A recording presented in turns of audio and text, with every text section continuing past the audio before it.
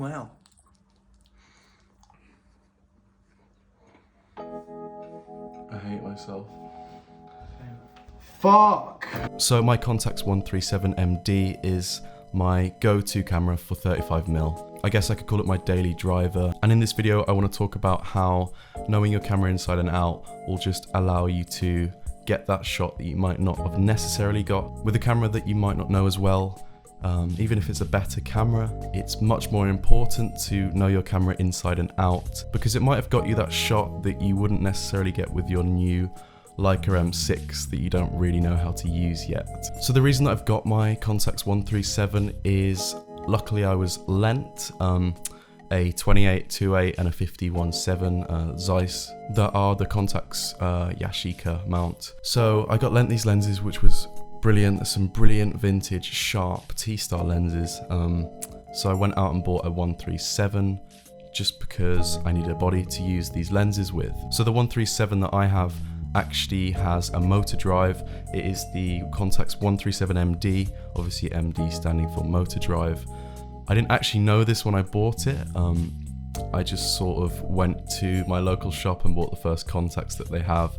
They gave me a really good deal and I wasn't thinking too much about it. I just needed a Contax body to shoot my lenses with. The motor drive annoyed me at first. It's one of the first SLRs to have a motor drive in it, and it is very loud. I mean, people will know that you're taking a photo of them.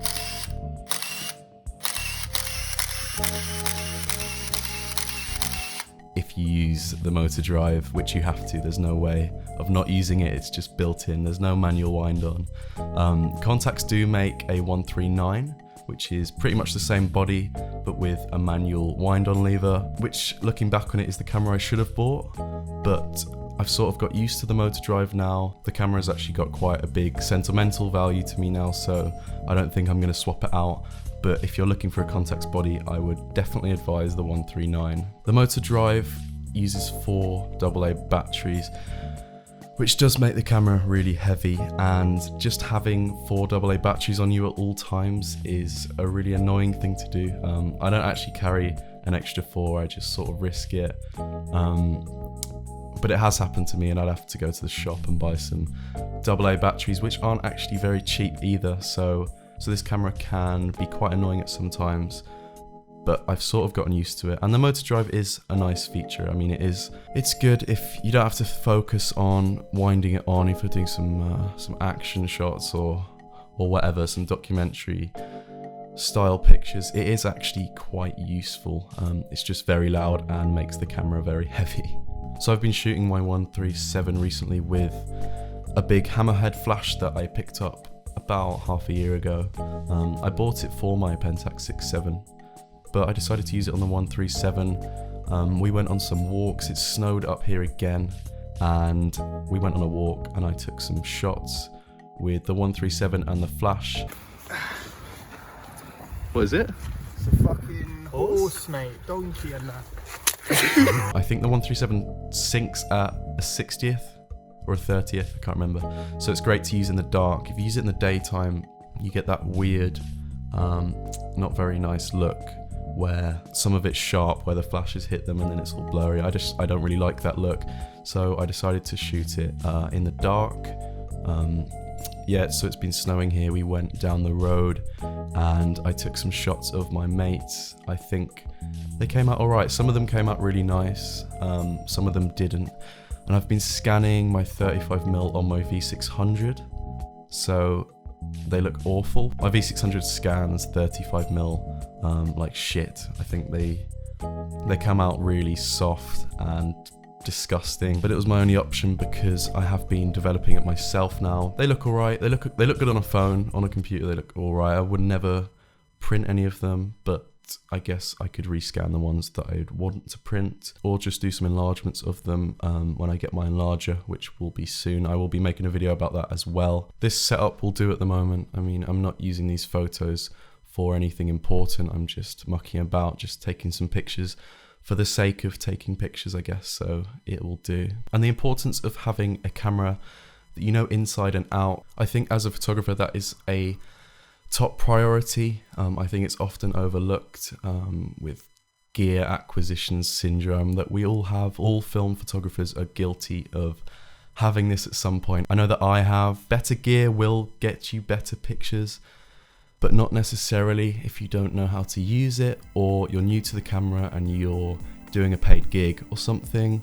I know I've done that before, and it doesn't get you better pictures if you have a better camera. It's definitely worth it bringing a camera that you know inside and out, and you will get better pictures. Obviously this depends on the situation. I think it's a really important factor in getting good pictures. It's definitely something you should think about instead of just buying new cameras and cameras and cameras. Stuff like paid gigs, it's better to play it slightly safer, almost like insurance for your pictures if you know the camera well, and it will get you the shots that you want. I think it's just worth putting the time in, shooting with one camera. Maybe you could do this with your film as well. I mainly shoot on Portra 400 or Tri-X or Neopan. Just getting to know your equipment really pays off in the long run, and especially if you're getting paid for your photography. So I went back home for Christmas and shot some rolls on my Contax 6.7 with my friend Ruben. We just went for a stroll along the beach and we had fun. We caught up. I shot 2 rolls. I shot some of this, and then I shot a roll of Ektar 100. Sorry, I can't remember what the roll was. And then I shot some Ektar, and I shot the Ektar with some flash actually on my Pentax. If you know Brighton, we walked from the pier to the marina, sort of along Madeira Drive. A great little route if you want to take some pictures. Yeah, I intended to make a whole video out of it, but there are only a couple of shots that I really liked. The portraits of Ruben came out interesting actually. I shot some portraits of him on my 6.7 with the big hammerhead flash, and we all know you shouldn't use Ektar for skin tones, but I decided to do it. I just wanted to see what it looked like, and I think they came out interesting. Not necessarily flattering, just interesting. I thought the colours were really cool. I wouldn't use it again, especially not with the flash this close to his face and as harsh. I don't think it's very flattering, but I thought the shots came out cool, and I haven't taken photos in a while. I mean, Corona's fucked everything, so portraits and stuff I haven't really been practicing, and you just sort of get this imposter syndrome. Well, I did anyway. I get it quite bad generally doing anything, but picking up a camera again after about 4 months of not sort of makes you feel like you've forgotten everything. And that's why I started shooting more 35mm here, just for the sake of it, just to keep practicing, keep my mind working, and just taking photos for the sake of it. I think it's really important to just keep taking photos in any way that you can. Like, I've been shooting a lot less medium format recently because I can't meet up with people to take portraits, stuff like that, but just shooting 35mm, keeping my brain ticking, has really helped me, and has helped me to sort of defeat that imposter syndrome that creeps in. I'm sure everyone gets it. Yeah, just even if it's a little digital camera, I say just go out and shoot, take some photos for the sake of it. It really helped me anyway. Cool. This says a lot about society. Fillet. What? So he's a vegetarian, so he's eating fillet of fish because he wants to save the environment because of the meat industry. And then he's throwing his fucking fillet of fish in a park to pollute the environment further. Fillet of fish. That's the thing with pescatarians, they've got no fucking heart. So I don't really know what this video was. I just decided to get something out on YouTube. I've just hit 1,500 subscribers, which is crazy. Thank you all for subscribing and liking and commenting and watching my videos. This really means a lot to me, so thank you for that. Thanks for watching this video. Subscribe if you want to. Drop me a comment down below and give me a like. Cheers.